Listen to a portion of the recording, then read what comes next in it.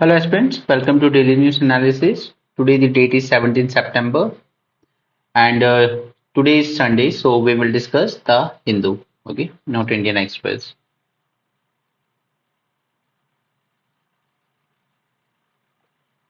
Here is one more example for application of artificial intelligence. Okay, यहाँ पर हम poaching को रोकने के लिए भी इसका यूज कर रहे हैं। अभी तक देखिए इसके लिए या इवन अगर हम एनिमल की सेंसस भी कंडक्ट करवाते हैं तो उसके लिए जो भी हमें मॉनिटरिंग वगैरह करनी होती है उसके लिए हम लोग यूज करते हैं कैमरास, राइट। बट इनके साथ एक इशू है, एक तो इनको हमेशा इनकी बैटरी जो है वो चार्ज रखनी पड़ती है, ठीक है। आपको जाकर इनको फिजिकली एक्सेस करना पड़ेगा वहीं पर, and they are not, you can say not light weight, okay, they are heavy and big, right. So this was the shortcomings with respect to camera. अब यहाँ पर इन्होंने क्या किया है, they have used the power of artificial intelligence, okay, a new kind of camera setup called as trail guard AI camera alert system। इसको use करेंगे। अभी आप इसमें इमेज में देख सकते हैं poachers caught on AI camera से, यहाँ पर clearly they have been caught, okay। So you can say, you can quote it as one of the example of using artificial intelligence with respect to crime। A new set of camera traps or cameras with infrared sensor deployed in forests to count wild animals or monitor the movement of potential poachers that harness power of artificial intelligence। और कहाँ पर use हुआ है, तो Kanha peach corridor में use हुआ है, okay, Madhya Pradesh में आता है। तो दिस इज वन एग्जांपल। इसी तरीके से आपको चीजें करंट स्टैटिक लिंक करके जब आप एक आंसर लिखते हैं तो आप बेटर लिख पाते हैं। एंड आपने अभी तक जो 2 GS पेपर हुए हैं वो भी आपने देखे ही होंगे, ठीक है। क्वेश्चन जनरली एटलीस्ट मैंने भी सिर्फ GS1 का देखा है, question are very simple and straight forward, okay. तो जितना आप अपनी प्रिपरेशन को सिंपल रखेंगे, आप जितना आंसर्स और क्वेश्चंस के एक फॉर्मेट को दिमाग में रखते हुए अपनी प्रिपरेशन करेंगे उतना ज्यादा इजी हो जाएगा। और वही कोशिश मैं कर रहा हूँ 450 प्लस मेन सीरीज में। ऑलराइट, उसमें हम जो भी पढ़ते हैं उसी पॉइंट ऑफ व्यू से पढ़ते हैं, जिस तरीके से हमें वहां पर आंसर लिखना होगा। कल उस पर उसमें एक सुसाइड पर क्वेश्चन था, और इसका मैंने कंटेंट बना के रखा था दैट मैं ये आपको समझाऊंगा इस वीक में। बट क्योंकि कोटा में काफी सुसाइड के केस आ रहे थे तो I was about to make this topic, but yesterday I saw कि ये ऑलरेडी क्वेश्चन आ ही चुका है, okay? फिर भी मैं उसको करवाऊंगा क्योंकि वो मैंने कंटेंट उसका रेडी रखा हुआ है बना के। Alright, so please 450 plus series को सीरियसली लीजिए, उसके साथ खिलवाड़ मत कीजिएगा, वही आपको सबसे इंपॉर्टेंटली काम आएगी। क्योंकि वहां पर हम जो भी टॉपिक कवर करते हैं, जैसे आज हमें करना है India south Saudi Arabia topic उसमें, ठीक है। ये लेक्चर अभी थोड़ी देर बाद अपलोड हो जाएगा। उसके बाद हमारा जो India middle east and Europe connectivity का जो कॉरिडोर है उस पर आज लेक्चर देखेंगे हम लोग। और एक लेक्चर और है, आई हैव टू चेक कि दो में से कौन सा करवाना है मुझे, ठीक है। तो प्लीज 450 सीरीज को बहुत सीरियसली लीजिए अपने एग्जाम्पल के लिए, ओके। चलिए आगे बढ़ते हैं। यहाँ पर सब मोदी जी का गुणगान है, आप उनके फैन हैं तो आप जरूर पढ़ सकते हैं। मेरे लिए इंपॉर्टेंट है आपको सिर्फ ये बताना, तिरुकुरल तिरुवल्लुवर, ओके। हुआ क्या है कि हमारे पास 3 संगम हुए हैं, फर्स्ट सेकंड एंड थर्ड, ठीक है। फर्स्ट में जो भी लिटरेचर लिखा गया होगा all had been lost, right. Second में भी जो लिए, जो भी लिटरेचर उसका आउटपुट निकल कर आया वो भी लॉस कर चुके हैं, सिर्फ एक रह गया है हमारे पास सेफ है, दैट इज थिरुकुरल, राइट। तो इसके राइटर हैं Thiruvalluvar and it is a first text on Tamil grammar. बाकी मैं आपको तीनों संगम लिटरेचर और ये बुद्धिस्ट काउंसिल वगैरह ये कभी अलग से सेपरेट लेक्चर में करवाऊंगा। ये मैं चाहता हूँ अपनी प्रिपरेशन जितनी करंट ओरिएंटेड रखेंगे उतना बेटर होगा। रही बात वो स्टैटिक वगैरह की, वो सब हम कर लेंगे बाद में आफ्टर अक्टूबर में भी, क्योंकि आजकल स्टैंडर्ड बुक से ज़्यादा कुछ आ नहीं रहा है प्रीलिम्स में। आपको जो भी आता है वो कहीं ना कहीं करंट से लिंक होकर ही आता है। जैसे मैं आपको यहाँ जब पढ़ाता हूँ तो मैं आपको बिटवीन द लाइंस बता देता हूँ जो चीज़ें आपको खुद से भी पढ़ने की ज़रूरत है। किसी न्यूज़पेपर को मिस मत करना, चाहे कुछ और मिस हो तो हो। चलिए काम की न्यूज़ पे चलते हैं सीधे। या चेन्नई एडिशन आ गया मेरे पास, तो हो सकता है आपके न्यूज़पेपर से इतना मैच ना करे पेपर, बट जो हमारे काम की चीज़ें हैं हम बस वो देख लेते हैं। India middle east EU corridor, इसमें ज़रूरी है आपकी ये सब लोकेशंस। देखिए इंडिया के 3 पोर्ट से कनेक्ट होगा।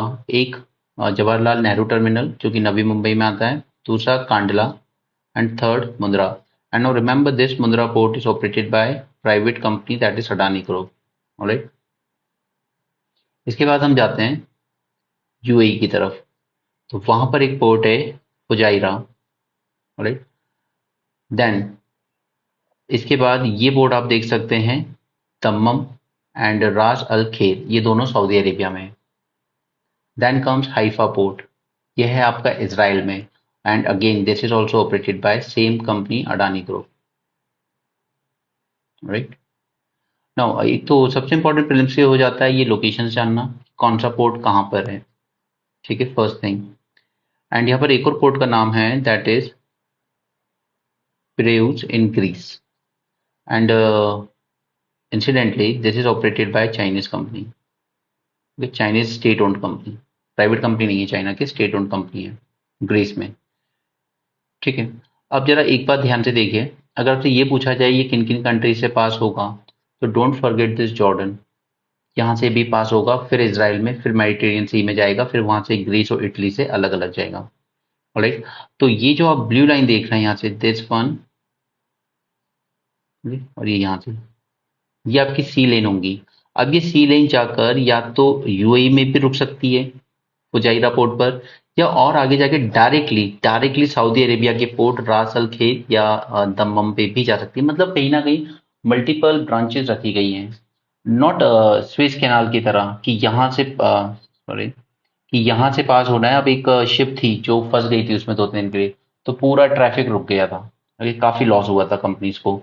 तो काफी मल्टीपल लाइंस रखी गई हैं। दूसरा, अंदर से ये रेल और रोडवेज का भी यूज करेगा। ओके, ये जो आप ब्लू में देख रहे हैं ये सब लाइनें, ये सब सऊदी अरेबिया का रेल नेटवर्क है। तो आप एक चीज समझ सकते हैं कि अगर हमने यहाँ से सब कुछ शिपिंग के थ्रू भेजा होता वाया स्विस कैनाल, तो जो स्पीड होती वो कंपैरेटिवली थोड़ी सी कम होती है शिप्स की। ठीक है, एज कंपेयर टू कि अगर यहाँ हम सऊदी अरेबिया के मेनलैंड में आकर रेल का यूज करते हैं, राइट, तो स्पीड कंपैरेटिवली ज़्यादा होगी।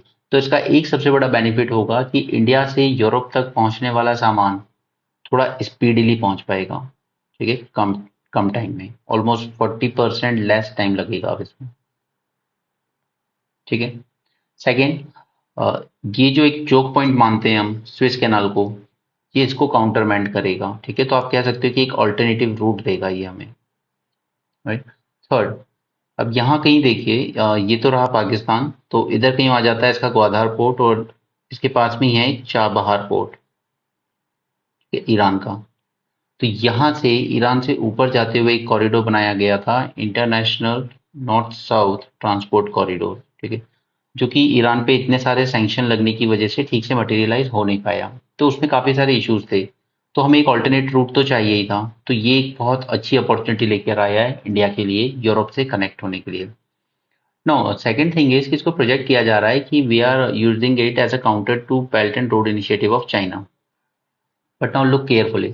फर्स्ट मैंने आपको बताया कि इसराइल से मेडिटेरियन सी से होते हुए फिर जब हम ग्रीस में जाएंगे तो एक पोर्ट आएगा पायरियस।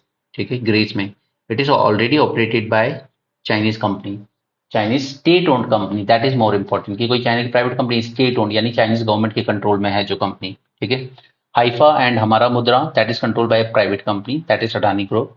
राइट, इसके अलावा भी यहाँ पर बहुत सारे ये जो रेल नेटवर्क बनाए जाएंगे सऊदी अरेबिया के विद इन। ठीक है, ये भी इनमें काफी सारा जो इनविटेशन दिया गया है इन्वेस्टमेंट के लिए वो भी चाइनीज कंपनीज के पास है, ये वही डेवलप कर रहे हैं इनको। तो ऐसा नहीं है कि आप चाइना को यहाँ से बाहर रख लोगे, उसको बाहर वैसे भी नहीं रख सकते आप कहीं से भी।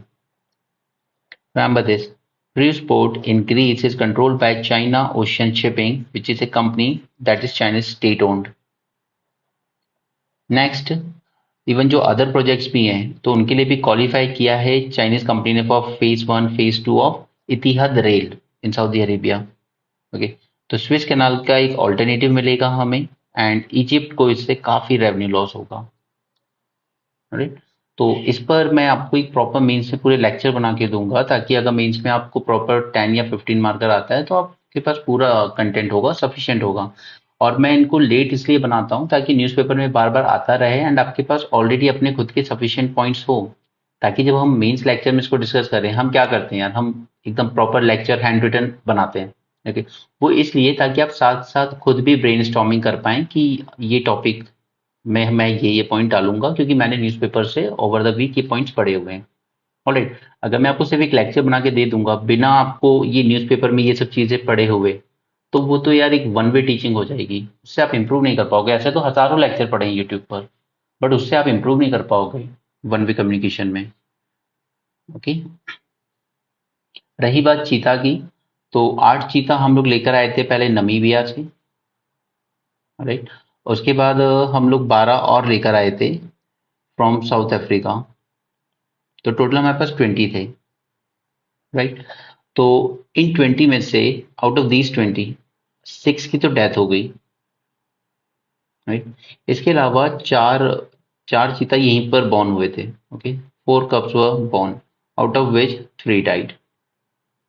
राइट, तो जितने लाए थे उसमें से अब 14 बचे हुए हैं और एक कब जो अभी पैदा हुआ है वो है। ठीक है, तो 15 बचे हुए हैं। वी ऑलरेडी लॉस्ट 6 और 3 here.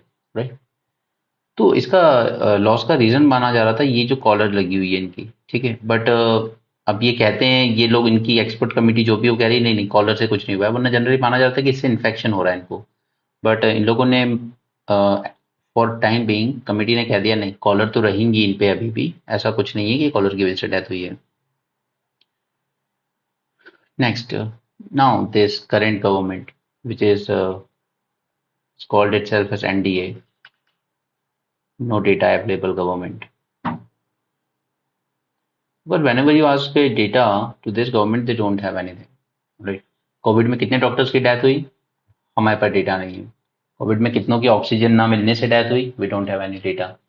So they don't have any data. And main thing is कि जो सेंसस होना था 21 का, वो भी फिलहाल के लिए तो इंडेफिनेटली पोस्टपोन कर दिया है। कब कराएंगे, नो वन नोज। ऑलराइट, आपने ऑलरेडी पॉवर्टी का डेटा ये कलेक्ट करना बंद कर चुके हो आप, 2011-12 की डेटा है आज तक हमारे पास। And now came the turn of physically disabled people. Now see what government did. It shelved whatever socio-economic data it had collected while registering 94 lakh persons with disabilities for issuance of unique disability ID cards in past 6 years. Right? तो ये जब इसके लिए data collect कर रहे थे कितने disabled हैं हमारे यहाँ पर, तो इन लोगों ने इशू भी किए काफी सारे, 94 लाख कार्ड्स इशू किए। राइट, तो उसमें फॉर्म में इन्होंने पहले कलेक्ट किया था कुछ चीज़ें कि आपकी कास्ट क्या है, ठीक है, आपका एजुकेशन लेवल क्या है, आपका एम्प्लॉयमेंट स्टेटस क्या है। ठीक है, इस तरह की काफ़ी सारे डेटा इन्होंने कलेक्ट किए थे, बट इन्होंने वो भी हटा दिए। ठीक है, और जो नया भी करवा रहे हैं उसमें भी ये सारी डिटेल नहीं मांग रहे हैं, और वो जस्टिफाई कर रहे हैं इस मूव को कह के कि questioning the quality of socio economic data. इनका कहना है कि उसमें लोगों ने भरे ही नहीं थे फॉर्म में ये सारी डिटेल्स, और हम फॉर्म को लेंदी नहीं करना चाहते इस बार, इसलिए हम लोग ये सब पूछ नहीं रहे हैं। और फिर जब उनसे पूछा गया कि एटलीस्ट आप यही बता दीजिए कि अगर सब लोगों ने नहीं फिल किए थे ये सब कॉलम्स, तो एटलीस्ट कितने लोगों ने किए थे, तो वो भी जवाब देने से गवर्नमेंट ने मना कर दिया है। The data being shared is caste, level of education, employment, your income, your marital status. All these fields were made optional. Okay, उस टाइम पर तो कुछ लोगों ने भरा, कुछ ने नहीं भरा। The basic purpose of the form is to get a disability certificate, and also we cannot afford to make the form too lengthy. अब इतना भी लेंदी नहीं हो रहा है, 5 इंडिकेटर आपने पूछ लिए तो। ओके, क्योंकि ये इंडिकेटर्स काम आते हैं पॉलिसी मेकिंग और आपको जो भी टारगेटेड इंटरवेंशन कर रहे हैं। ठीक है, वो मैरिड है या नहीं, उसका लेवल ऑफ एजुकेशन कैसा है, उसके पास एम्प्लॉयमेंट किस तरह का है, ये सब डेटा होना जरूरी है आपके पास। राइट, वरना अदरवाइज अगर आप एग्जाम्पल देखेंगे तो इस बार जो सी सेट का एग्जाम आया यूपीएससी प्रीलिम्स में, उसे अच्छे खासे लोग सॉल्व नहीं कर पा रहे थे। तो जस्ट इमेजिन की वो फिजिकल डिसेबिलिटी, स्पेशली जिनकी आईज में दिक्कत है, वो इतना लेंदी पेपर कैसे हैंडल कर पाएंगे। एनीवे, नेक्स्ट रिजल्ट आएगा तब आप देखिएगा फिजिकल हैंडीकैप कैटेगरी से क्या जाता है cut off. Government has not officially disclosed the exact number of people who filled in the socio-economic field. आप ये भी नहीं बता रहे हो कि चलिए ऑप्शनल भी था अगर ये, तो कितने लोगों ने फिल की थी ये फील्ड, वो भी नहीं बताया जा रहा है। The first UTID card was issued in January 2017. Okay, तो ये 94 लाख भी है ना, तो अब तक ये डबल हो गई होगी population, but government is not interested in telling. Anyway, next, union health minister ने कहा है कि an arrangement for organ retrieval would be made in all hospitals and medical colleges of the country bye end of 24, और साथ में financial assistance भी दिया जाएगा आपको 10,000 रुपीज पर मंथ का to all the poor poor people, okay, सबको नहीं, only poor people undergoing organ transplant. Canada India का इशू हम कल देख चुके थे कि यहाँ पर थोड़ा पॉज कर दिया गया है फ्री ट्रेड एग्रीमेंट के नेगोशिएशन को कुछ टाइम के लिए, क्योंकि वो एंटी खालिस्तानी एलिमेंट्स को कंट्रोल नहीं कर रहा है कनाडा, और वो चीज़ इंडिया को पसंद नहीं आ रही है। चलिए, यहाँ पर एक बम्बल बी, इसके बारे में कहा गया है कि more than 75% of European bumble B may be threatened in next 40 to 60 years. अब बम्बल बी की जब बात आती है तो आप जानते हैं कि इसका मेन काम क्या है, pollination, degradation of habitat and alterations of climate due to human activity, the importance of climate change mitigation policies to protect bumblebees। तो हम लोग क्लाइमेट में दो चीज़ों की बात करते हैं, अडेप्टेशन एंड मिटिगेशन। ठीक है, अडेप्ट तो वही कि आप जैसा है उसको अडेप्ट, उसमें अडेप्ट हो जाइए, रहना सीख लीजिए। दूसरा है कि जो है उसको ठीक करने की कोशिश कीजिए, मिटिगेशन। तो उसको ठीक करना, मिटिगेशन करना जरूरी है, क्योंकि अडेप्टेशन के केस में तो ये जिस तरीके से भी चल रहा है, ऐसे तो ये बम्बल भी पूरी एक्सटिंक्ट हो जानी है। ठीक है, तो मिटिगेशन एफर्ट इसके लिए बहुत ज़्यादा इंपॉर्टेंट हो जाते हैं अगर हमें इनको बचाना है। इनका मेन काम है pollination of crops in cold and temperate regions of northern hemisphere. मतलब अल्टीमेटली आपको वही सब बोलना है यहाँ पे कि वन वन हेल्थ अप्रोच। ठीक है, हम लोग सिर्फ ह्यूमन हेल्थ पे फोकस करते हैं वर्ल्ड ओवर, बट हमें एनिमल हेल्थ पर भी फोकस करने की जरूरत है। क्यों? क्योंकि आधी से ज़्यादा जो भी बीमारियां आज आ रही हैं, चाहे वो बर्ड फ्लू हो, कोविड हो, वो सब कहाँ से आ रही हैं? एनिमल से। और उसी तरीके से हमें प्लांट हेल्थ भी मॉनिटर करनी है, और उसी तरीके से हमें इंसेक्ट्स वगैरह की भी मॉनिटर करनी है, क्योंकि ये जो पॉलिनेशन है यही है जो ग्लोबल डाइवर्सिटी को मेंटेन रखता है। अदरवाइज इससे हमारी सीधे सीधे पूरा फूड सिक्योरिटी जो भी है हमारा, उस पर बहुत बुरा असर पड़ेगा अगर हम ये इनको नहीं प्रिजर्व कर पाते हैं तो। Alright, so remember this word, one health. Okay, yeah, I was listening to an interview by, I think she was ranked 2 this year. Okay, I forgot her name. Okay, she was there on some platform. She was speaking that earlier she used to spend 3 hours in current affair, that is newspaper. वो क्या करती थी, इसको detail में पढ़ती थी, फिर उसके पूरे नोट्स बनाती थी प्रॉपर। उसके बाद अगर उसमें कोई इशू है तो उसका पूरा बैकग्राउंड सर्च करके फिर उस टॉपिक को पूरा थॉरली कवर करती थी।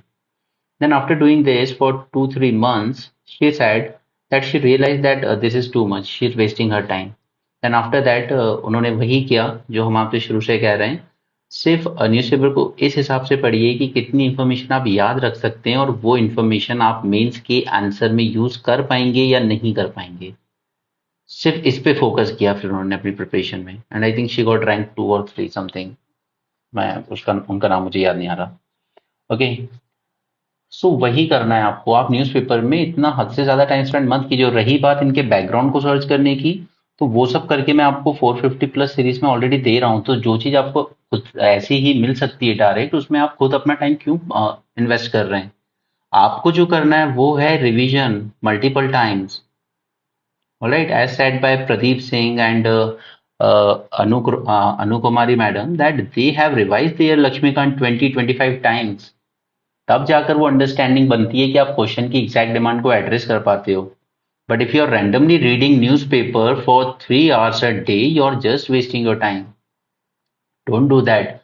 Just watch the analysis 30-40 minutes. Okay, I will tell you what are the points, what are the information that you need to include in your mains answer। जैसा मैंने आपको शुरू में आर्टिफिशियल इंटेलिजेंस की application का एक एग्जांपल बताया। Alright, यहाँ पे मैंने आपको वन हेल्थ अप्रोच के साथ इस चीज को यूज करने का बताया। बम्बल बी का आप एग्जाम्पल कोट कर सकते हैं कि almost 75% European bumble bee are threatened. Alright, तो ये हमारी सीधे सीधे फूड सिक्योरिटी और बायोडाइवर्सिटी पे इम्पैक्ट करता है। ओके, तो इस तरीके से प्रिपरेशन कीजिए। वो बच्चों की तरह पूरा पेपर मत पढ़ने बैठ जाइएगा 2-3 घंटे का। ऑलराइट, वो गलती मत कीजिए जो उन मैडम ने 2-3 महीने करने के बाद रियलाइज की, जो मैं आपको शुरू से एम्फेसाइज कर रहा हूँ। और रही बात मेरी, तो मैं आपको कभी न्यूज़पेपर थोड़ा अर्ली कर देता हूँ, कभी रात में लेट हो जाता हूँ, because I also have other works to do, but I make sure कि आपका न्यूज़पेपर डेली अपलोड हो जाता है। ओके। और वैसे ही मैं आपको यही कहूंगा कि आप ये न्यूज़पेपर हमेशा इवनिंग में पढ़िए, और शाम को 6 से 9 के बीच में कभी। ओके। क्योंकि सुबह का टाइम आपका बहुत प्रीशियस है, इसमें आपको सबसे पहले तो पिछले दिन का पढ़ा हुआ रिवीजन करना चाहिए 1 से 2 घंटे तक। उसके बाद आप अपने जो डेली टारगेट्स हैं उनको पूरा कीजिए पहले। जब ये सब हो जाए तब आप 6 से 9 शाम को, जब भी मैं वीडियो अपलोड कर दूं, उसके बाद अपना न्यूज़पेपर देख लीजिए, और जो पॉइंट्स ऐसे हैं जो आप यूज करना है आपको मेंस के आंसर में, उनको नोट डाउन कर लीजिए। बस इतना ही करना है। चलिए निपा वायरस पे आते हैं। ये आर्टिकल पढ़ने में टाइम वेस्ट मत करना अपने ईगो सेटिस्फेक्शन के लिए कि मैंने द हिंदू पूरा नहीं पढ़ा। इसी बारे में जितनी भी इन्फॉर्मेशन काम की थी वो मैं आपको पिछले 2 दिन में ही बता चुका हूँ, फिर से बता देता हूँ। जूनोटिक डिजीज है, ये याद रखना है। ठीक है, सबसे पहले मलेशिया और सिंगापुर में मिला था ये। राइट। अब बैट इसको कैरी करते हैं मोस्टली, एंड इसके अलावा ये लोग फिर इसको फैला देते हैं पिग्स में, मोस्ट इंपॉर्टेंटली डॉग्स में, कैटल में, सब में देखने को मिल जाता है हमें। ठीक है। तो एनिमल टू ह्यूमन ट्रांसमिशन भी होता है और ह्यूमन टू ह्यूमन ट्रांसमिशन भी होता है। और अगर इन लोगों ने ये फ्लूइड सीक्रेट कर दिया है, लाइक सपोज डेट्स पे या फ्रूट्स पे, तो उससे भी ये ट्रांसमिट हो जाएगा ह्यूमन बीइंग में। Alright. Next important thing is कि इसकी अभी तक कोई प्रॉपर वैक्सीन नहीं है। ऑलराइट। हमारे यहाँ पे जो मोस्टली अभी तक केसेस आए हैं वो सिर्फ केरल से ही आए, और इसमें मोर्टेलिटी रेट उतना हाई नहीं है। और सॉरी, इसमें मोर्टेलिटी रेट बहुत ज़्यादा हाई है, 68 to 75%, जबकि कोविड में इतना हाई नहीं होता। ऑलराइट। लेकिन इसका ट्रांसमिशन रेट कम है, ये इतनी तेजी से ट्रांसमिट नहीं होता जितनी की तेजी से कोविड ट्रांसमिट हुआ करता था। ऑलराइट। बस इतनी बातें जान लेना, 5-6 पॉइंट निपा वायरस के बारे में काफी है। अब इसमें ये फालतू के आर्टिकल्स पढ़ना, साइंटिस्ट मत बनो। यूपीएससी एग्जाम क्रैक करना है, बस चले जाना है। नेक्स्ट है टीबी पेशेंट पे, ऑलरेडी 450 सीरीज में इसके सारे डायमेंशन कवर कर चुका हूं मैं आपको। तो ये बार बार चाहे जितना भी आता रहे, doesn't matter. Okay. Nikshay Nikshay पोषण योजना, डायरेक्ट बेनिफिट ट्रांसफर दिया जाता है, 500 रुपीज पर मंथ दिए जाएंगे आपको। ठीक है। निक्षय मित्र भी शुरू किया, फिर उसके बाद हमने अल्टीमेटली गोल क्या है कि हमें मोर्टेलिटी रेट को कम करना है। और इसका झारखंड में एक जो रिसर्च, एक स्टडी की गई थी, उसने कहा था कि under nutrition is the biggest issue. Okay. ये अंडर न्यूट्रिशन की वजह से टीबी या तो इनका ठीक नहीं हो पाता है, या फिर इनकी केस में ये और सीवियर बन जाता है। तो जिन बच्चों में या जिन लोगों में न्यूट्रिशन का ध्यान दिया गया, उनका टीबी जल्दी ठीक हुआ है। ओके। तो it should not be like an isolated approach. आपको न्यूट्रिशन का पे भी ध्यान देना होगा, तभी आप एक टीबी पेशेंट की बेटर केयर कर पाएंगे। राइट। यहाँ पे एक टर्म है जो मुझे लगता है आपके प्रीलिम्स में पूछा जा सकता है डायरेक्ट, माइक्रोफिलर्स, ये क्या होते हैं? A new design for solar powered microfillers that float like seeds. They are used for more effective collection and transmission of environmental data. कैसे? ये जो माइक्रोफ्लायर्स होते हैं, they dynamically change shape after dropping from drones, gliding, gathering details about air pressure and temperature during their descent. Okay. And देखिए, इसके अलावा मैं और जो भी हमें एक्स्ट्रा ऐसे क्वेश्चन, ऐसे टर्मिनोलॉजीज वर्बेटिम बेस्ड, ओके, जैसे इस बार आया था एक डीएनए का क्वेश्चन, ऐसे काफी सारे वर्बेटिम बेस्ड क्वेश्चन देता है आजकल यूपीएससी। तो वो मैं आपको प्रीलिम्स एक्स्ट्रा सीरीज में करवा देता हूँ। ठीक है, उसको मत मिस करना। इंडियन एक्सप्रेस आपको सिर्फ मेंस में काम आएगा, लेकिन ये प्रीलिम्स एक्स्ट्रा सीरीज में यूज किया हुआ हर वर्बेटिम बेस्ड टॉपिक वो आपको प्रीलिम्स में काम आएगा, सो उसको मिस मत करना। नेक्स्ट है ग्लोबल बायोफ्यूल अलायंस। नाउ मैं यहाँ पे तो अभी बता ही रहा हूँ जो इन्फॉर्मेशन दी है, बट ये इस पे टॉपिक आपको मेंस 450 में ही मिल जाएगा। I am just waiting for this newspaper to complete all the dimensions जो भी इसको करने हैं। और दूसरा ये हमारा India middle east and Europe connectivity corridor. ठीक है, ये दोनों पे आपको मेंस का टॉपिक मिल जाएगा। राइट। और इंडिया सऊदी अरेबिया रिलेशनशिप मैं आपको आज ही करवा दूंगा। चलिए देखते हैं क्या कहना चाह रहा है ग्लोबल बायोफ्यूल अलायंस में। G20 समिट की साइडलाइन पर ही इसको लॉन्च किया गया है। हमारा गोल है कि ये एक इम्पीटस प्रोवाइड करे production and use of biofuels को as an alternative to fossil fuels. ठीक है, ग्लोबल बायोफ्यूल अलायंस। इसमें हम लोग together we can codevelop accelerate technological advances in production process. ये बहुत जरूरी होता है, कोई भी चीज आपको करनी है तो उसमें यूज होने वाली टेक्नोलॉजी पे ज्यादा से ज्यादा वर्क हो पाए वो जरूरी है। ओके, और यूएसए जैसी कंट्री अगर साथ होंगी तो ये और बेटर हो पाएगा। Advocate use of biofuel particularly in transport sector. There are three founding member of this, that is India, US and Brazil. Remember this, founding member तीन ही है, बाकी ने बाद में ज्वाइन किया, Argentina, Canada, Italy, South Africa. ठीक है। अब सबसे पहले जब भी आप मेंस में क्वेश्चन लिखते हैं तो मैंने आपको बताया है कि आप इंट्रोडक्शन में तीन चीजें यूज कर सकते हो, या तो उस चीज को डिफाइन कर दो जिस पे क्वेश्चन आया है, राइट, या उस चीज का कोई ओरिजिन बता दो, और या फिर आप कोई डेटा एंड रिपोर्ट को कोट कर दो। राइट, और डेफिनेशन बहुत अच्छा इम्पैक्ट छोड़ के जाती है अगर वो किसी इंटरनेशनल ऑर्गेनाइजेशन या सुप्रीम कोर्ट जैसे किसी ने दी है। लाइक अनटचेबिलिटी हमारे कॉन्स्टिट्यूशन में डिफाइन नहीं है, but supreme court, Mysore high court, उसने डिफाइन किया था अनटचेबिलिटी, तो हम लोग उसी से अपना इंट्रोडक्शन स्टार्ट करते हैं ऐसे क्वेश्चंस में। ठीक है। ओरिजिन बेस्ड क्वेश्चन अगर कॉन्स्टिट्यूशन में आया है यूसीसी पे क्वेश्चन, तो आप कॉन्स्टिट्यूशन में आर्टिकल 44 से स्टार्ट कर सकते हो। डेटा एंड रिपोर्ट, इस तरह की चीजें हम लोग जनरली यूज करते हैं सोशल इश्यूज पे आने वाले क्वेश्चन में। ठीक है। तो इसीलिए बायोफिल पर आप ये डेफिनेशन याद रखिए, this definition given by IEA itself, international energy agency. ये डिफाइन कैसे करता है, that biofuels are liquid fuels derived from biomass and used as an alternative to fossil fuel based liquid transportation fuel such as gasoline, diesel, aviation fuel। इनका alternative की तरह पे use किया जाता है। ओके, और लिक्विड फॉर्म में होता है and it is drive from biomass. हो गई डेफिनेशन। ठीक है। तो क्या ये एक ऑल्टरनेटिव बन सकता है फॉसिल फ्यूल के लिए? बिल्कुल बन सकता है, लेकिन इसको भी हम लोग कई जनरेशन में डिवाइड करते हैं, और ये मैं आपको पहले एक बार समझा भी चुका हूँ। First generation biofuel, second generation, third generation and fourth generation. ठीक है। बायोफ्यूल पे भी मैं आपको अभी तो नहीं बट कभी फ्यूचर में पॉसिबल होगा तो मैं इसका आपको सेपरेट लेक्चर बना के दूंगा, क्योंकि अब बायोफ्यूल अलायंस बना है। ओके, तो ये अलायंस पे क्वेश्चन आए that is different thing, but biofuel के अपने ये जो इतने सारे फॉर्म्स हैं और इनमें अलग अलग टेक्नोलॉजी होती है बनाने की, उस पे भी मेंस में क्वेश्चन आपको मिल सकता है और प्रीलिम्स में भी मिल सकता है। तो मुझे बायोफ्यूल का स्टैटिक पार्ट भी आपके साथ कवर करना होगा, और यहाँ पर ये जो अलायंस बना है करंट अफेयर से वो भी कवर करना होगा। ठीक है। तो फर्स्ट जनरेशन बायोफ्यूल्स वो हैं जो आपके फूड प्रोडक्ट से बन रहा है, जैसे शुगर केन से बन रहा है, कॉर्न से बन रहा है, सोयाबीन से बन रहा है। बट इसका साइड इफेक्ट ये है कि ये हमारी फूड सिक्योरिटी को इम्पैक्ट करता है। राइट, अगर हम हद से ज्यादा शुगर केन बायोफ्यूल बनाने में डाइवर्ट कर देंगे तो ऑब्वियसली बात है मार्केट में शॉर्टेज होगी और उसके प्राइस बढ़ जाएंगे, यानी कि इन्फ्लेशन प्रॉब्लम आ जाएगी। ठीक है, कंज्यूमर्स के लिए कमी होगी। तो हमने कहा कि चलिए हम सेकंड जनरेशन वालों को देखते हैं। सेकंड जनरेशन बनता है एग्रीकल्चर वेस्ट से, यूज कुकिंग ऑयल से एंड प्रोसेस एनिमल रेसिड्यूज से, लाइक फैट। तो ये फिर भी थोड़ा सा बेटर लगा हमको। ठीक है। फिर इसमें भी अगर हमें कमियां दिखी तो हम आगे चल के और चले गए कि यार एल्गी से भी तो बना सकते हैं हम। ठीक है, एल्गी तो आप आराम से ग्रो कर सकते हो। ठीक है।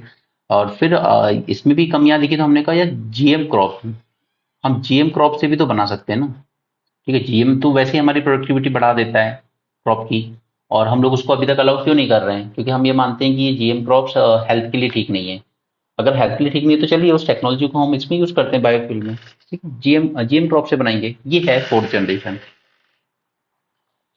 राइट। ओके, सो एक होते हैं बायोफ्यूल, एक होते हैं सस्टेनेबल बायोफ्यूल। तो हम सेकंड जनरेशन वालों को सस्टेनेबल मानते हैं। नाउ फर्स्ट वाले हमें थ्रेट करते हैं हमारी फूड सिक्योरिटी को, increase of loss of forest and biodiversity due to greater land required for farming. Okay, क्योंकि अगर हमें शुगर केन से बनाना है और हम चाहते हैं कि इसकी कमी भी ना हो मार्केट में बायोफ्यूल्स की वजह से, तो हम और ज्यादा डिफॉरेस्टेशन करेंगे और एग्रीकल्चर लैंड रिक्लेम करेंगे और ज्यादा शुगर केन ग्रो करेंगे। ठीक है। तो अगर फूड सिक्योरिटी को भी बचाने जाएंगे तो फिर हम लोग फॉरेस्ट को लॉस पहुंचा लेंगे। ठीक है, तो फर्स्ट जनरेशन के फायदे कम है, लॉस ज्यादा है, इसलिए हम सेकंड जनरेशन की तरफ जा रहे हैं। क्योंकि एग्रीकल्चर वेस्ट हमारे यहाँ तो बहुत होता है ना, पंजाब हरियाणा में हर साल जलाई जाती है पराली। एग्रीकल्चर वेस्ट से अगर हम सेकंड जनरेशन बायोफ्यूल बना पाएंगे तो that would be a better and sustainable option. No why is there renewed focus on biofuels? देखिए, पहले तो यूक्रेन वॉर की वजह से क्रूड ऑयल सप्लाईज में डिस्ट्रप्शन हुआ, राइट। दूसरा कि इंडिया जैसी कंट्रीज 87% ऑयल इंपोर्ट करती हैं, तो सीधे सीधे हमारी करेंसी यानी कि हमारे फॉरेक्स रिजर्व पे असर पड़ता है इसका। ओके। और तीसरा रीजन है कि ग्लोबल कार्बन एमिशन बहुत ज्यादा होते हैं फॉसिल फ्यूल से, और हम लोग बात कर रहे हैं अब कि हमें डीकार्बोनाइज करना है अपनी इकोनॉमीज को, ठीक है, ग्लोबल लेवल पर भी सभी कंट्रीज कोशिश कर रही हैं कि डीकार्बोनाइज किया जाए। ओके। बैटरी प्रोडक्शन की बात कर रहे हैं, इलेक्ट्रिक व्हीकल्स की पॉलिसीज की बात कर रहे हैं, बट कुछ मोड ऐसे हैं जैसे एविएशन, शिपिंग या लॉन्ग हॉल ट्रकिंग, वो जो बड़े बड़े ट्रक जाते हैं ट्रांसपोर्ट वाले, ठीक है, उसमें उसमें ये चीज बहुत जरूरी हो जाती है कि इसमें आप बायोफ्यूल या इसमें आप इलेक्ट्रिक व्हीकल्स ज्यादा नहीं कर सकते। आपने कभी सुना कि इलेक्ट्रिक व्हीकल्स मतलब इलेक्ट्रिसिटी चलने वाला कोई एरोप्लेन यूज किया गया हो? Not possible, right. हालांकि एक सोलार प्लेन टेस्ट किया गया था, बट वो पैसेंजर को लेके टेस्ट नहीं किया था, ऐसे ही दो लोगों ने टेस्ट किया था उसको, ठीक है, और वो भी बहुत स्पीड से लो, बहुत सी प्रॉब्लम। तो उसी तरीके से हम जब इलेक्ट्रिक ट्रांसपोर्टेशन की बात करते हैं तो एविएशन, शिपिंग और लॉन्ग हॉल ट्रकिंग वगैरह में यूज नहीं हो पाता है इतना।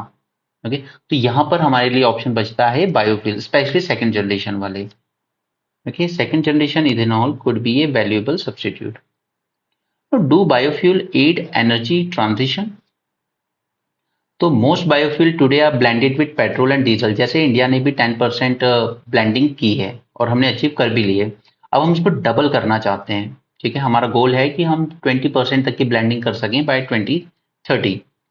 और उसके साथ साथ हम इलेक्ट्रिक व्हीकल का एडॉप्शन तो बढ़ा ही रहे हैं, और साथ में ऑल्टरनेटिव लाइक ग्रीन हाइड्रोजन हम एक लेकर भी आए, ग्रीन हाइड्रोजन पॉलिसी, हम उस पर भी वर्क कर रहे हैं। बट फोकस रहना चाहिए हमारा 2G इथेनॉल पर भी, क्योंकि डिस्ट्रप्शन बहुत ज्यादा हो रहे हैं ग्लोबल वैल्यू चेन में। अब आप देख रहे हो कि ऑयल के प्राइसेस बढ़ रहे हैं कुछ टाइम से वापस से, क्योंकि सऊदी अरेबिया स्पेशली जो सबसे बड़ा प्रोड्यूसर है, वो प्रोडक्शन को कट कर रहा है, राइट। और उसके बाद ग्रीन हाउस गैसेस एमिशन भी रोकने हैं हमें, और अपने जो आईसी इंजन होती हैं गाड़ी में, इंटरनल कम्बशन इंजन, उनको भी, उनकी शेल्फ लाइफ भी बढ़ानी है। What happened next? The three founding members, that is USA, Brazil, India, they produce 85% of global biofuels and consume 81% of it. India ने अनाउंस किया हुआ है 12 न्यू रिफाइनरीज सेटअप करने वाले थे ये 2018 तक, क्योंकि इनका गोल था to meet 20% ethanol blending by 2025, और साथ में हमने ये भी गोल रखा है कि हम नेट जीरो बनना चाहते हैं बाय 2070। ओके। अब चलिए अब देखते हैं आईएमईसी को। आईएमईसी ये इंक्लूड करता है सऊदी अरेबिया को, यूएई, यूरोपियन यूनियन, उसके अलावा इटली, फ्रांस एंड जर्मनी को। It was part of actually partnership of global infrastructure investment, so it is not new. ये पहले हमने अनाउंस किया था, हमने नहीं किया था, मतलब यूएसए ने एक वो शुरू किया था कि बिल्ड बैक बेटर वर्ल्ड, ठीक है। तो उसके अंडर इसने ये इनिशिएटिव शुरू किया था, partnership for global infrastructure investment, PGII. तो इसी के अंडर में फिर हम लोगों ने ये प्रोजेक्ट लॉन्च किया है, India middle east Europe corridor, ठीक है, ऐसा है। यूएस ने इसका नाम दिया था build back better world, and this was projected to counter belt and road initiative of China. Alright, चलिए, तो डिटेल्स क्या है इसकी। फायदे देखो पहले, इससे फायदे क्या हो सकते हैं। पहला, इंक्रीज एफिशिएंसी, मैंने आपको बताया था पीछे कि 40% कम टाइम लगेगा, जैसा कि अभी लगता है। कॉस्ट भी कम हो जाएगी, क्योंकि आप वाया रोड भी ले जाओगे, रेलवेज भी ले जाओगे। It will generate new jobs and it will also lower green house gas emission. It will establish a most direct connection between India, Gulf and Europe. 40% fast ये ट्रांसपोर्टेशन हो सकता है। अब देखिए, ये अगर आप कहें ना, जैसे चाइना कहता है कि बेल्ट एंड रोड इनिशिएटिव नया नहीं है, ये तो हम एंशिएंट सिल्क रोड को ही रिवाइव कर रहे हैं, तो ये भी नया नहीं है। क्योंकि पहले जब आपका ऊपर सेंट्रल एशिया में प्रॉब्लम चलने लगी थी ड्यूरिंग अर्ली मिडाइवल एज, तो क्या हो रहा था कि ये जो सऊदी पेनिनसुला था यहीं से, और ये हमारा जो इंडियन, ठीक है, जहां से ही पूरा ट्रेड हो रहा था। अरब मर्चेंट्स आते थे मॉनसून विंड्स के साथ, पूरा ट्रेड यहाँ से होता था, फिर यहाँ से वाया लैंड ही आगे जाता था, और आपका पहुंचता था ग्रीस और इटली में, which were the export towards the Europe, right. तो ये पहले भी मिडाइवल एज में ये रूट था, उसी को रिवाइव किया जा रहा है एक नए नाम से। Okay, so it is not anything new. Next, It has often been believed that China is utilizing Belt and Road Initiative from Indo-Pacific to West Asia to further its economic and political influence, and it's true, right? And ये mostly target करता है उन sovereign countries को जो relatively economically unstable है, जैसे श्रीलंका, जैसे Pakistan. Okay, फिर उनको डेट ट्रैप में फंसा के और फिर वहां के पोर्ट्स का कंट्रोल अपनी हाथ में ले लेता है, जैसे श्रीलंका का Hambantota port. Alright, now UAE and Saudi Arabia are deepening their ties with China. अभी हमने एग्जांपल भी देखा कि सऊदी अरेबिया में बनने वाले कई सारे अंदर के जो प्रोजेक्ट्स हैं, रेलवे प्रोजेक्ट्स, वो चाइनीज कंपनी इंप्लीमेंट कर रही है। It will be an alternative to trans regional commercial transportation route, the Chabahar based international north south transit corridor, क्योंकि वो उतना अच्छे से मटेरियलाइज हो नहीं पा रहा है due to sanctions on Iran. Now Indian goods European mainland तक जल्दी पहुंच पाएंगे in as less as 10 days, 40% faster than through Swiss canal. Swiss canal से जितना टाइम लगता है उससे 40% कम टाइम लगेगा, ठीक है, सिर्फ 10 दिन में पहुंच जाएगा। अब यहाँ पर क्या है कि इसराइल और ये गल्फ कंट्रीज की ज़्यादा बनती नहीं है due to Israel Palestine conflict, but अब क्योंकि यहाँ पर जॉर्डन से भी निकल रहा है और इसराइल से भी निकल रहा है, और सऊदी अरेबिया की सबसे powerful countries that is Saudi Arabia, and सबसे बड़ी इकोनॉमिकल हब या financial hub that is UAE, Dubai. Okay, जब ये दो कंट्रीज ज्वाइन कर रखी हैं, इसराइल का नेबर जॉर्डन ज्वाइन कर रखा है, इसराइल की भी जरूरत है आपको, तो फिर आप लोग को साथ में कॉपरेट करना ही पड़ेगा। और इसलिए कहते हैं कि इकोनॉमिक इंटीग्रेशन अगर आपने कर लिया तो आप आधे से ज्यादा लड़ाइयाँ या वॉर अवॉइड कर सकते हो। सो अफ्रीका को भी यही करने की जरूरत है। अफ्रीकन कॉन्टिनेंट में जितने कन्फ्लिक्ट चलते हैं, और उसी के लिए उन लोगों ने 2021 में African continent free trade agreement किया है। Alright, economic integration is the only way to avoid war. Same applies to India Pakistan. हमारी इकोनॉमी इंटीग्रेटेड नहीं है, इसलिए हम लोग लड़ते रहते हैं बार बार। ओके, ये जो पाकिस्तान हरकतें करता रहता है, टेररिज्म इन्फिल्ट्रेशन, वो इसलिए करता रहता है। एक बार जहां इकोनॉमिक इंटरडिपेंडेंट हो जाए, क्योंकि कोई भी पॉलिसीज होती है ये बड़े लेवल पर ही डिसाइड होती हैं सब, और जब बड़े लेवल के लोग ही सबसे ज्यादा बिजनेस में इन्वॉल्व होते हैं, जैसे अगर चाइना में है, तो चाइना में जो कंपनीज हैं बड़ी बड़ी, वो अच्छा खासा प्रेशर रखती हैं चाइनीज गवर्नमेंट पर कि आपको इंडिया के साथ एक हद से ज्यादा कुछ नहीं करना है।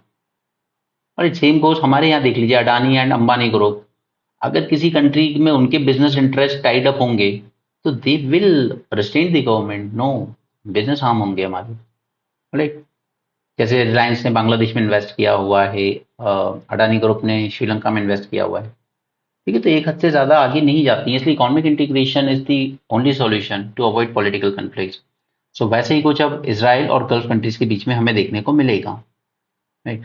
Normalization of ties between Israel and several Arab states, including UAE, this may push Saudi Arabia to follow suit and formalize the ties. Alright, यहाँ पर है wind of change in global governance. देखिए यहाँ पर जब आप वर्ड सुनते हैं ना ग्लोबल साउथ का मतलब ये नहीं है कि ये सब टेरिटरी जो कंट्रीज हैं ये इक्वेटर के साउथ में आती हैं, ऐसा नहीं है, ठीक है। ग्लोबल साउथ में इंडिया पार्ट है, जबकि इंडिया लाई करता है नॉर्दर्न हेमिस्फीयर में, ठीक है। ऑस्ट्रेलिया पार्ट नहीं है, जबकि ऑस्ट्रेलिया लाई करता है सदर्न हेमिस्फीयर में। ग्लोबल साउथ की जब बात आती है तो हम कहते हैं कि इकोनॉमिक नॉर्थ, और जिनकी इकोनॉमी बहुत अच्छी है, और इकोनॉमिक साउथ जिनकी इकोनॉमी ज़्यादा अच्छी नहीं है, ठीक है। और ये टर्म ग्लोबल साउथ भी कॉइन किया था एक अमेरिकन ने। उनका कहना था कि ये जो यूरोपियन कंट्रीज हैं या अमेरिकन कंट्रीज हैं, ये आज अगर रिच बनी हैं, या वर्ल्ड में जो इनइक्वालिटी है बिटवीन नॉर्थ एंड साउथ, तो ये इन्हीं की वजह से है कि आपने एक्सप्लॉइट किया है इन कंट्रीज को। राइट, उसके बाद सेकेंड वर्ल्ड वॉर के बाद सारे ग्लोबल गवर्नेंस के नॉर्म आपने डिसाइड किए, वर्ल्ड ट्रेड ऑर्गेनाइजेशन के थ्रू पूरे ट्रेड रेगुलेशन आपने डिसाइड किए। आप इन सदर्न कंट्रीज को जो ऑलमोस्ट वर्ल्ड की 3/4 पॉपुलेशन कैरी करती हैं, आपने इनको काफी इग्नोर किया है। So after decades of being ignored, Global South has come into vogue. Global South's priorities that drove India's presidency, and with developing countries like Indonesia, India, Brazil, South Africa. ये चारों के नाम क्यों हैं यहाँ? क्योंकि लास्ट ईयर G20 समिट की presidency थी इंडोनेशिया के पास, इस साल हमारे पास थी, अब जाएगी ब्राजील के पास, देन साउथ अफ्रीका के पास। ओके, तो ये दिखाता है कि अब ग्लोबल साउथ की जो कंट्रीज हैं इनका इंपॉर्टेंस बढ़ रहा है। हमने G20 के टाइम पर एक वर्चुअल समिट भी होस्ट किया था, voice of global south. We the global south have the largest stake in the future, 3/4 of the world population हमारे यहाँ रहती है।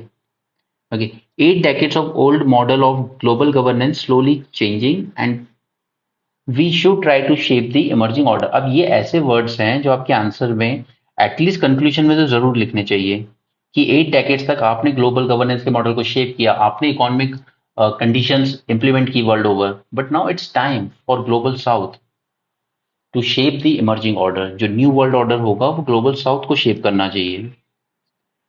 तो इसलिए G20 को अब G21 बना दिया गया है, एक सीट अफ्रीकन यूनियन को भी दे दी गई है। कॉप समिट हुआ था लास्ट ईयर इजिप्ट में, वहां पर एक फंड स्टैब्लिश किया गया था, loss and damage fund. So it was a sort of victory for these developing countries, ठीक है, क्योंकि सबसे ज्यादा लॉस और डैमेज एनवायरनमेंट को किया है डेवलप्ड कंट्रीज ने, नॉर्थ की, ठीक है, यूरोप, अमेरिका, कनाडा। सो ये लोग इस फंड में पैसा देंगे ताकि डेवलपिंग कंट्रीज उसको यूज कर सकें क्लाइमेट मिटिगेशन में। अब नेक्स्ट कॉप होगा यूएई में। So there should be conversation on mitigating climate change, और एडेप्टेशन एंड मिटिगेशन में फर्क मैं आपको बता चुका हूं। Now even at the G7 Japan में हुआ था, उसकी प्रेसिडेंसी में उसने भी इनवाइट किया था डेवलपिंग कंट्रीज को, like India, Brazil, Vietnam, Indonesia, Comoros and cook island को। तो ये दिखता है कि वर्ल्ड भी अब आउटरीच कर रहा है टुवर्ड्स ग्लोबल साउथ कंट्रीज, और वो जरूरी भी है। ब्रिक्स समिट साउथ अफ्रीका में हुआ, वहां पे हमने देखा एक्सपेंशन हुआ, 5 से अब 11 मेंबर हो गए। तो ये it is also a pitch for the global south. जिसने ये वर्ड टर्म कॉइन किया था, ओके, उसने कहा था there was operation by the north, US, Europe, Russia of the global south. Sorry, the north's dominance over the global south was responsible for inequality in the world and would cause future wars as well. Brand line क्या है? The term global south is inaccurate, ठीक है, because India lies in northern hemisphere, Australia lies in southern hemisphere. The brand line ये curve है that more accurately divide the world into economic north and economic south. Okay, not in terms of geography but in terms of economy. All right, so that's it, I think. Yeah, okay, nothing more. So this was the Hindu analysis, but please don't miss the 450 plus series. That will be extremely helpful for your mains. And next is don't miss the prelims extra as well. All right. So thanks for joining this session. Have a great day and keep learning.